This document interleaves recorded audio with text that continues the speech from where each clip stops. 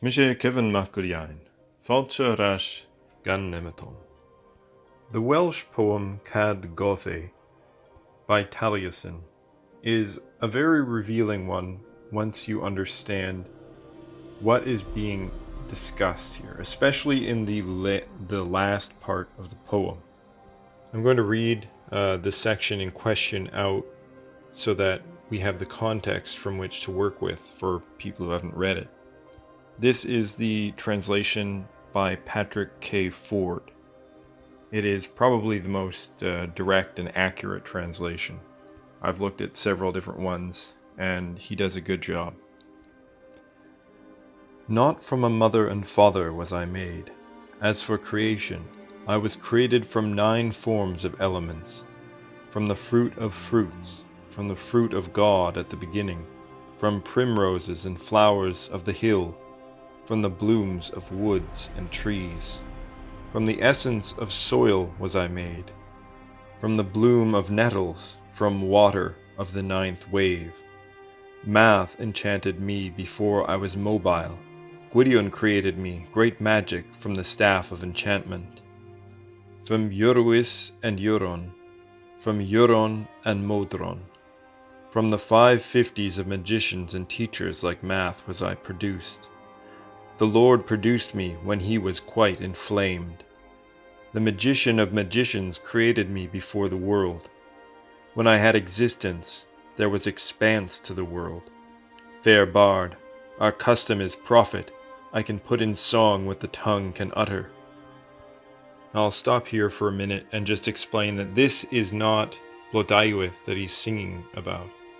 And the next few paragraphs continue with this same frame of mind. So he's still talking about himself as a supernatural entity and the same being in the next few paragraphs. So I'll continue. I passed time at dawn, I slept in purple. I was in the rampart with Dylan el Mor, in a cloak in the middle between kings, in 2 lusty spears that came from heaven. In Anuvan they will sharpen in the battle to which they will come. 80 I pierced because of their lust. They are neither older nor younger than me in their passion. The passion of 100 men is needed by each. I had that of 900. In an enchanted sword, renowned blood flowing in me. From a lord, from his place of concealment, from a drop was the warrior killed. Peoples were made, remade, and made again. The brilliant one his name, the strong hand, like lightning he governed the host. They scattered in sparks from the tame one on high. I was a snake enchanted in a hill, I was a viper in the lake. I was a star with a shaft, I was this hunting shaft. Not badly shall I prepare my cloak and cup. 420s of smoke will come upon each, 550s of bondsmaids, the value of my knife. 6 yellowish-brown horses, 100 times is better. My pale yellow horse is swift as a seagull. I myself am not feeble between sea and shore. I shall cause a field of blood, on it 100 warriors. Scaly and red my shield, gold is my shield ring. There was not born in Adwi anyone who attacked me, except Goronwi from Dole Edrui. Long and white are my fingers, long have I not been a shepherd. I lived as a warrior before I was a man of letters. I wandered, I encircled, I slept in 100 islands, I dwelt in 100 forts. Druids, wise one, prophesy to Arthur. There is what is before, they perceive what has been. And one occurs in the story of the flood, and the Christ crucifying, and then doomsday. Golden, gold-skinned, I shall deck myself in riches, and I shall be in luxury because of the prophecy of Virgil.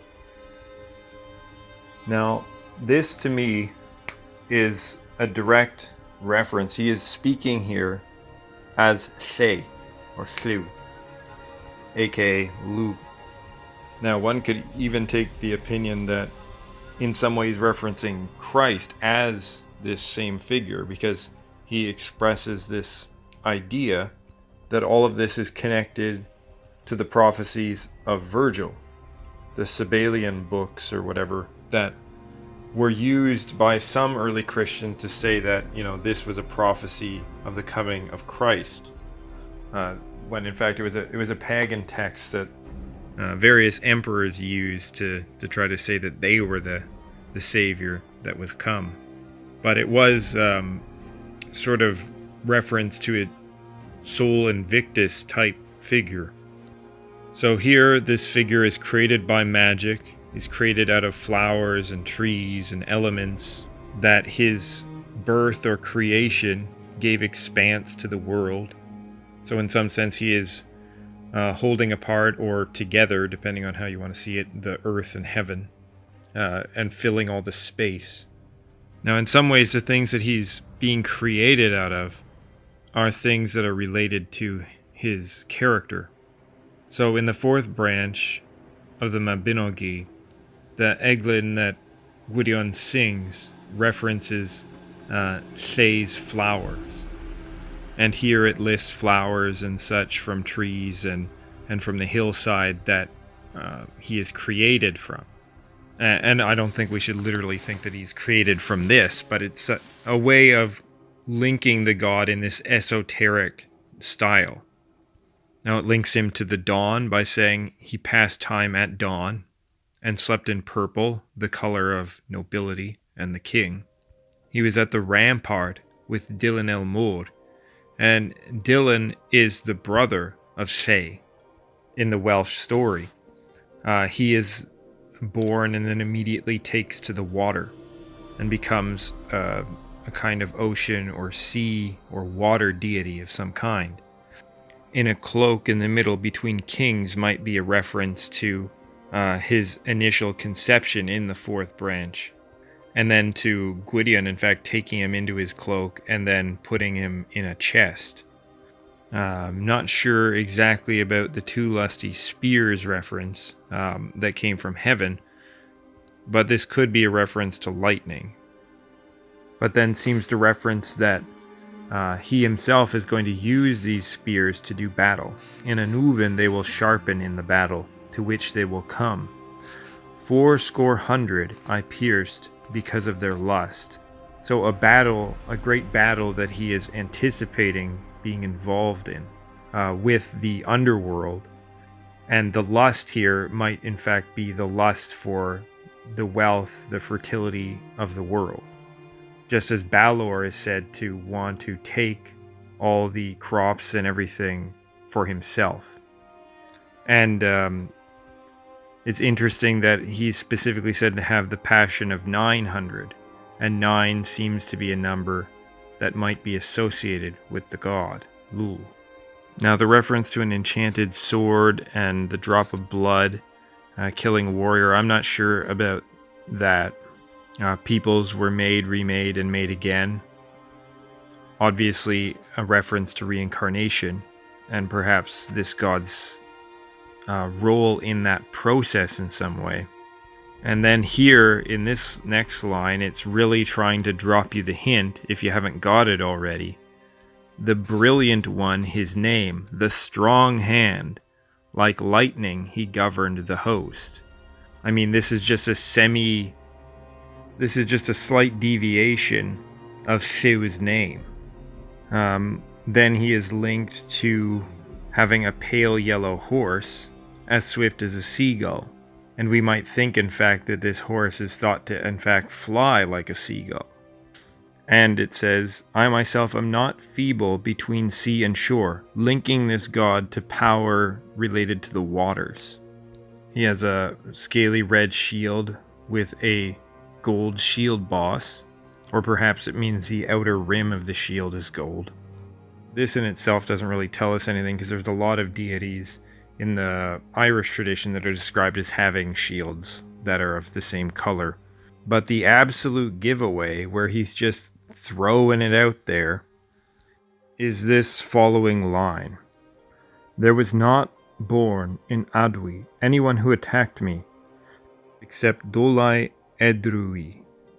Now, Goronwy is the man who has an affair with Blodeuwedd and quote-unquote kills Lleu.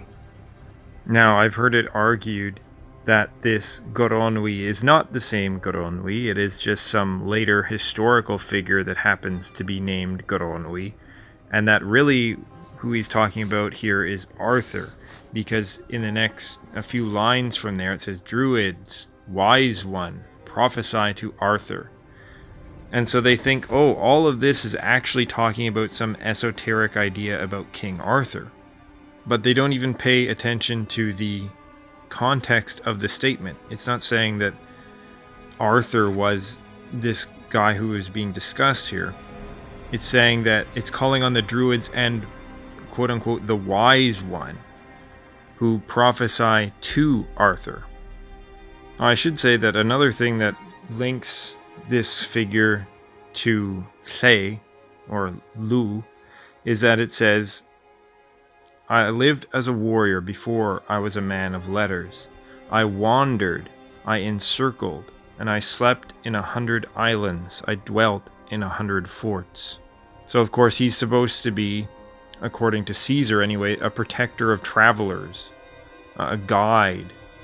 And so most people don't understand that this, in fact, how this is related to the god is the same way that Indra is sometimes called the Wanderer in the Rig Veda, and also the Crusher of 99 Forts, and also the Great Sage, also the one with many skills or many powers, and a savior god, the one who liberates the waters and saves the world. And this is exactly why this figure is invoked at the end of Cadgothe, because it's describing this great battle between the forces of the living, as represented by even the trees and the plants engaging in battle, and the forces of the underworld. And it is Lleu, or Lleu, who secures that victory as the god of the rains in this case. The rains which sustain all living things, especially plants, in relation to the harvest. If the August storms, the August rains do not come, the crops will not mature, the harvest will fail. And this is the same role that Mithra plays in the Avestan, or that Indra plays in the Rig Veda. Now obviously the myths and the exact sort of genealogy and how these gods came to be are very different, but the function is the same. Now, it's also possible to take the beginning of this poem as also referring to Lugh. I guess I might as well just read that out. I was in many shapes before I was released. I was a slender enchanted sword. I believed that it was done. I was raindrops in the air. I was stars' beam. I was a word in letters. I was a book in origin. I was a lantern's light for a year and a half. I was a bridge that stretched over 6 estuaries. I was a path. I was an eagle. I was a coracle in the seas. I was a bubble in beer. I was a drop in a shower. I was a sword in hand. I was a shield in battle. I was a string in a harp, enchanted 9 years, in the water as foam. I was a spark in fire. I was wood in a bonfire. I am not one who does not sing. I have sung since I was small. I sang in the army of the trees' branches before the ruler of Britain. I wounded swift horses, destroyed powerful fleets. I wounded a great scaly animal, 100 heads on him, and a fierce host beneath the base of his tongue, and another host on his neck, a black forked toad, 100 claws on him. An enchanted crested snake, in whose skin 100 souls are punished. So here it's describing this character who's associated with water and light and fire, with music and poetry. All of these things are directly associated with Lleu, and especially so in the untranslated portions of the Second Battle of Moytura, which I'll be releasing at some point, hopefully shortly. And it's describing him as the slayer, or at least the wounder, of a great serpent, a great dragon, some kind of enormous, unimaginable monster, very much akin to the beast that Zeus had to face. So this poem is very much, in fact, the entire thing from start to finish is in the guise of Lleu, or Lleu. The poet here wrote the whole poem from start to finish in the guise of the god. Now, not all of it necessarily makes sense to me, but there is certainly enough here to come to the conclusion that this is intended to be the god Lleu, and it fits very well with what we know of him. And fundamentally, his characteristic is as a savior god who brings the rains, who wields lightning, that has a great command over the waters. And I'm going to be doing a video specifically on all of these traits, and linking them in several cases to iconographic depictions in Britain, from the Iron Age, the pre-Roman period, but also in the Roman period as well. Anyway, I'd like to give a big thank you to my Patreon subscribers who helped me devote time and effort to this, and gradually work towards establishing a physical sanctuary to the gods. Tapalev ersan eishtach agus mar salvisht sheis ard.